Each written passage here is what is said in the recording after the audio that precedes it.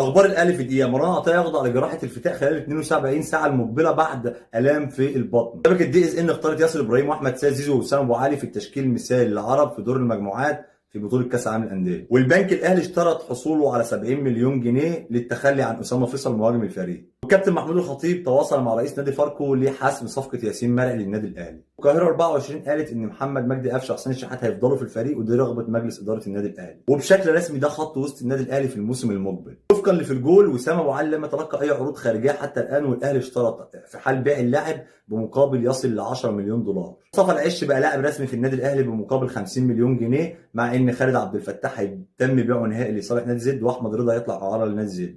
ترانسفير ماركت النسبه بقت 100% لانضمام المدافع الليبي يوسف علي للنادي الاهلي. الاتحاد السكندري طلب من النادي الاهلي استعاره اللاعب محمد عبد الله لمده موسم. موقع بولندي اسمه جول 24 اكد ان اسد الله الحملاوي مرشح وبقوه للانضمام للنادي الاهلي. دي كانت اخبار النادي الاهلي في دقيقه، وكل يوم هتلاقيني بطل عليك واقول لك اخبار النادي الاهلي في دقيقه. لو عجبك الفيديو اعمل لي لايك وشير واكتب رايك في الكومنتات، وما تنساش تدعمني بفولو وشير.